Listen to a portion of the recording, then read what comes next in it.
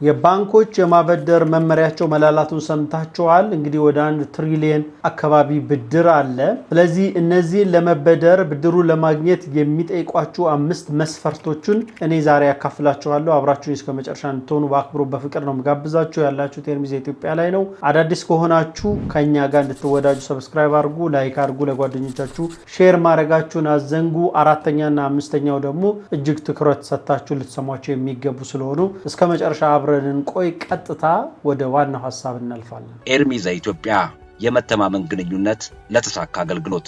በመጀመሪያ እንግዲህ ራሳችሁን ማረጋገጥ አስፈላጊ ነው። በባንክ ቤት ውስጥ ለመበደር የመጀመሪያ ስትገቡ የሚያስፈልገው መታወቂያ፣ ከዛ ባሻገር የንግድ ፍቃድ እንዲሁም ቲን ነምበራችሁ፣ የውጭ ሀገር ዜግነት ያላችሁ ደግሞ የሎ ካርዳችሁን፣ ማንነታችሁን የሚገልጽ መረጃዎች ማሳለፍ መስጠት አስፈላጊ ነው። በሁለተኛ እንግዲህ እናንተን ሊያበድራችሁ ባንክ ቤቱ ሲያስብ እናንተ የምትመልሱበትን አቅም ማወቅ ስለሚፈልግ 6 ወር ወይም ዓመት የባንክ ስቴትመንታችሁ ስትጠቀሙበት የነበረው እንዲሁም ደግሞ ለመንግስት ግብር የከፈላችሁበትን እንድታሳዩት ይፈልጋል። የውጭ ሀገር ዜግነት ኖሯችሁ ደግሞ በኢትዮጵያ ውስጥ ለመግዛት ካሰባችሁ ወይም ደግሞ ቢጫ ካርድ ያላችሁ ከሆናችሁ ደግሞ በሀገራችሁ ወይ ደግሞ በምትኖሩበት ሀገር ውስጥ የ6 ወር የባንክ ስቴትመንታችሁ ተቀጥራችሁ ከሆነ ባንክ ቤት ውስጥ በየወሩ የሚከፈላችሁ እንዲሁም ለመንግስት የሚከፍሉት ታክስን ተያይዞ ያንን መረጃ ይፈልጋል። ንግድም ከሆነ በተመሳሳይ ሁኔታ ይህንን መረጃ አቅማችሁን ማወቅ ስላለበት አቅማችሁን የሚያሳይ ነገር ከናንተ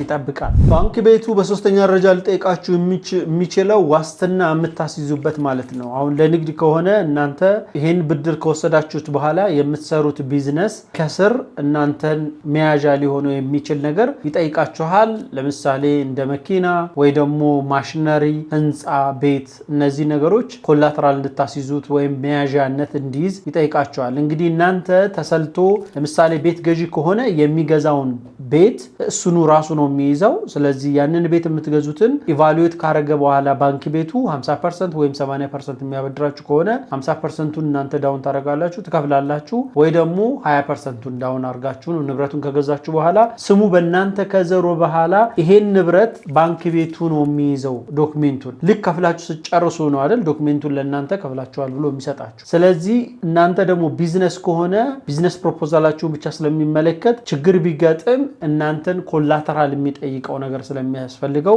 መያዣ ይጠይቃችኋል ማለት ነው። በአራተኛ እንግዲህ የሚመለከተው የብድር ታሪካችሁ ነው። የብድር ታሪካችሁ በብሔራዊ ባንክ ማዕከል ውስጥ ነው እንግዲህ የሚያየው። ለምሳሌ አቢሲኒያ የሆነ ጊዜ ተበድራችሁ ሌላ ጊዜ ወጋገን ብትሄዱ ወይ ዘመን ባንክ ብትሄዱ ስትበደሩ እነሱ ታሪካችሁን ብሔራዊ ባንክ ቋት ውስጥ ነው የሚመለከቱት። እነዚህ ሰው ከዚህ በፊት ተበድረው ነበረ፣ እንደዚህ አዘግይተው ነበረ፣ በቶሎ ሁኔታ ከፍለዋል፣ ታሪካቸውን ያዩታል። ስለዚህ የብድር ታሪካችሁ እሱን ያያሉ ማለት ነው። ቀጥታ እሱ መታየቱ እርግጥ እንደሆነ መረጃው እንዲኖራችሁ እንዲያግዝ አራተኛ ይሄን አቅርቤላችኋለሁ። አምስተኛው እንግዲህ የምትበደሩበት ዓላማ መታወቅ መቻል አለበት። እናንተ የምትበደሩት ያላችሁን ቢዝነስ ለማሳደግ ከሆነ ከ20 እስከ 30% ኢንቨስት አድርጋችሁበት ወደ ከፍተኛ ደረጃ ለማሳደግ ስለሆነ ቢዝነስ ፕሮፖዛላችሁን አስገብታችሁ በዛ ጥናት መሰረት እኔ ባበድረው ይሄ ቢዝነስ አድጎ አዋጭ ሆኖ ለኔ ይከፍላል የሚለውን ከላይ እንደነገርኳችሁ ኮላተራል በመያዝ እናንተ ንብረት ልትገዙ አስባችሁ ከሆነ ደግሞ ንብረቱን ነው የሚይዘው። ንብረቱን ደግሞ እሱ ነው ኢቫሉዌት የሚያደርገው። ምን ማለት ነው?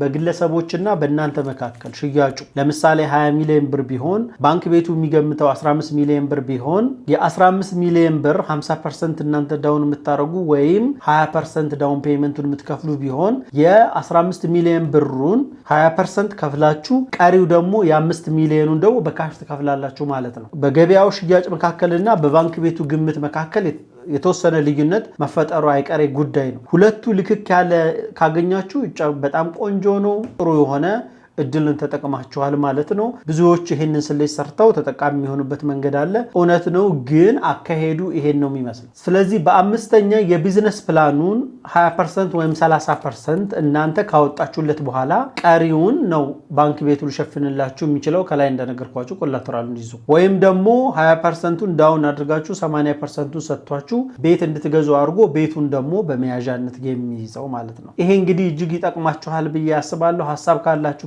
ያለ ነገር ካለ ከታች በኮሜንት ላይ እንድታስቀምጡ ቪዲዮውን ላይክ እንድታደርጉት ለጓደኞቻችሁ ይጠቅማልና ሼር እንድታደርጉት በጣም በፍቅር ነው የምጠይቃችሁ። አብራችሁኝ ስለነበራችሁ ግን በጣም አመሰግናለሁ። ሐሳብ አስተያየት ካለ እንዲሁ ኮሜንት ላይ ማስቀምጣችሁን አዘንጉ። ሰላም ለእናንተ።